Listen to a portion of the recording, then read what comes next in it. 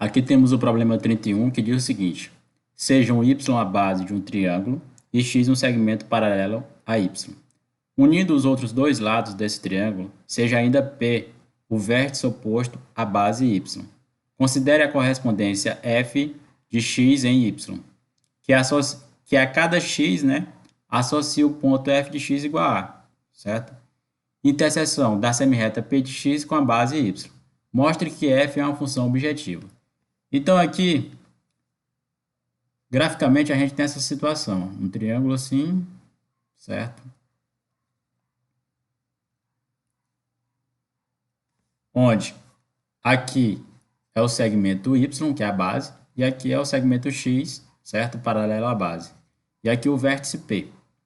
O que a gente vai provar é que essa função é bijetiva, a função de x em y. Primeiramente, a gente vai dar a definição de reta. Então, sabe-se que dois pontos distintos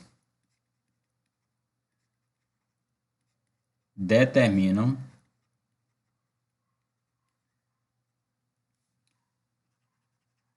uma reta. Então, eu sei que dois pontos distintos, certo? Determinam uma reta. Essa reta é única, tá? Se a gente pegar um ponto aqui e outro aqui, existe uma única reta que passa por eles dois, certo? Essa é uma definiçãozinha de geometria.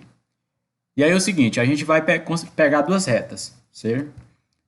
Então, seja N a reta que passa por P e um elemento desse conjunto aqui, um x1 pertencente a x, certo? Tal que a reta N, tal que N intercepta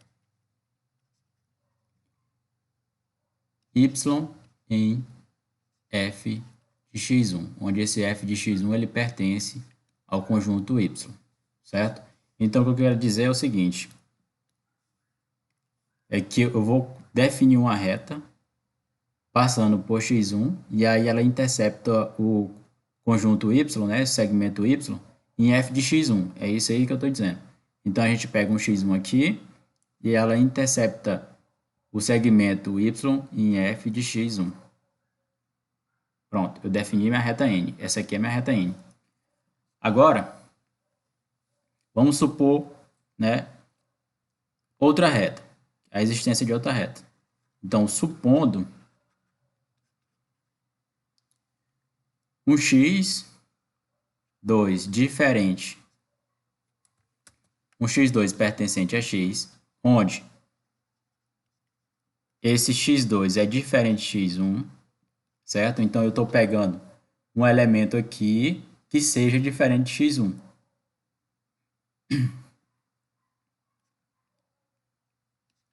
Tal que M seja a reta que passa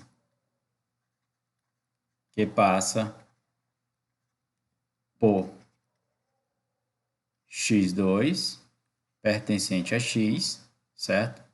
E P, e pelo vértice P, certo? E essa reta M, e M intercepta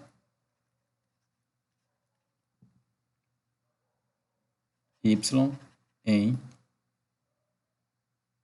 f de x2 pertencente a y, certo? Então, eu tenho duas retas. Então, vou pegar aqui só para ilustrar. Vou pegar uma reta aqui, ela passa por um ponto aqui, ó. Vamos supor que o ponto seja esse, certo? E aí, essa reta, ela passa no ponto diferente x1, x2, e aí ela intercepta o segmento y em f de x2. O que a gente vai querer provar aqui é que esses dois pontos aqui, né, f de x2 e f de x1 são diferentes. E aí a gente garante que a função é injetiva. Então, nesse caso, o que a gente tem? A gente tem o seguinte. temos que M e N não são coincidentes. Por quê? Né? Se elas fossem coincidentes, esse ponto x2, ele deveria ser igual ao ponto x1, certo? Lembrando da definição, né? Sabe-se que dois pontos distintos determinam uma única reta. Então, se eu tenho um ponto P aqui, e aí eu pego x1 igual a x2, eu só vou ter uma única reta passando por esses pontos, né? Então, nesse caso, essas retas não são coincidentes, certo? Não são coincidentes. Caso contrário, o que a gente teria? x1 igual a x2, certo? Então, pelo fato de M e N não serem coincidentes, o que a gente tem?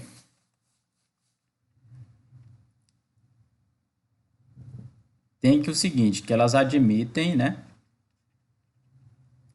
um único ponto em comum. Um único ponto comum. Ou então, no máximo, um único ponto em comum. No caso, o ponto P, né? No caso, P. Logo, se elas admitem um único ponto em comum, já que elas não são coincidentes, né? F de x1 tem que ser diferente de f de x2, ok? Daí,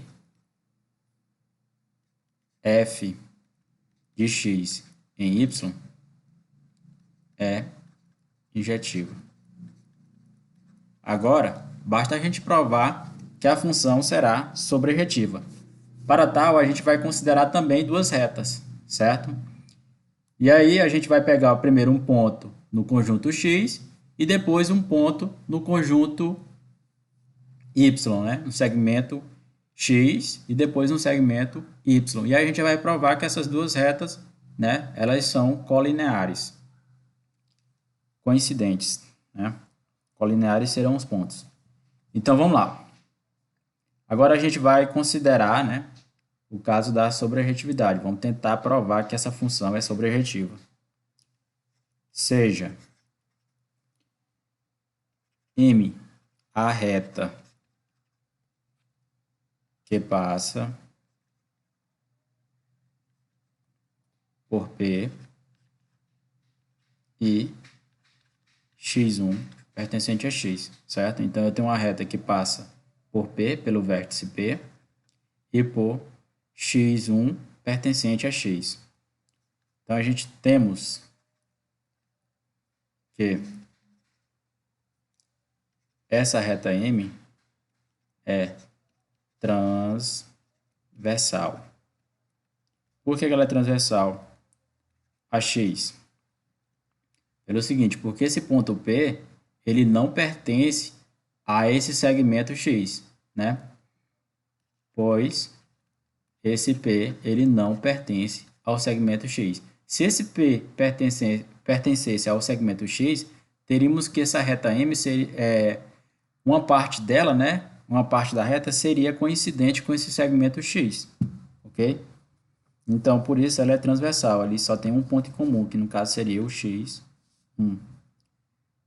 Como x e y, né, são paralelas, né,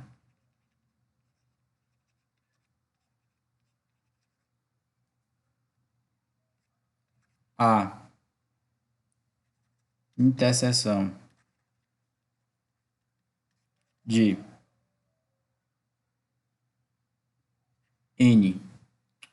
de M com x é diferente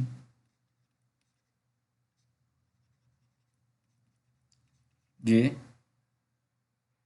vazio, certo? Então, a interseção é diferente de vazio, tá ok? E também ela vai ser diferente de vazio com o y, né? Agora a gente vai considerar outra reta, seja N. Agora, nesse caso aqui, a gente vai, em vez de pegar um ponto no segmento X, a gente vai pegar um ponto no segmento Y e considerar o ponto P, né, o vértice P. Seja N a reta que passa por P e f de x1 pertencente a y. Observe que agora eu peguei um ponto, foi lá na base. Peguei foi aqui, ó. Certo? O que a gente tem?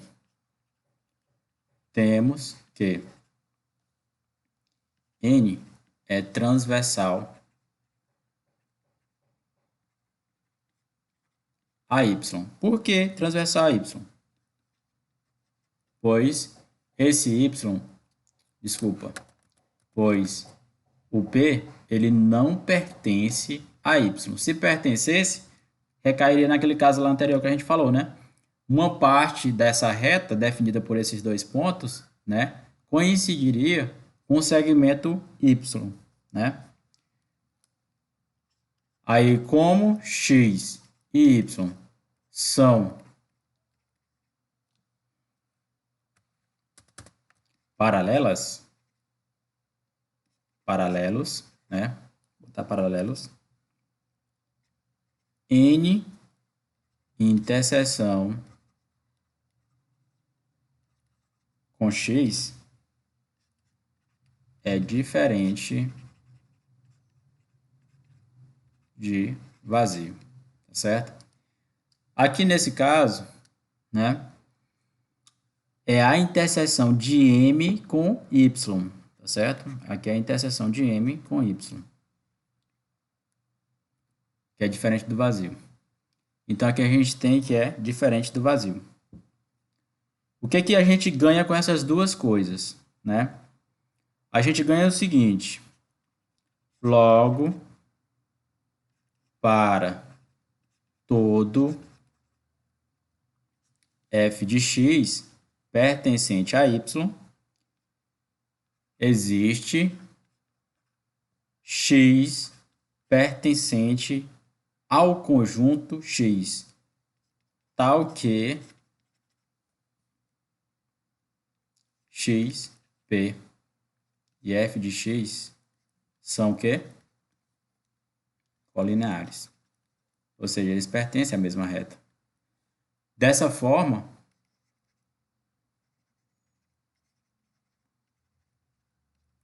f de x em y, ela será o quê? Sobrejetora. E daí, a função f de x em y é bijetora. Certo? Então, aqui está provado que a função f de x, y é bijetora.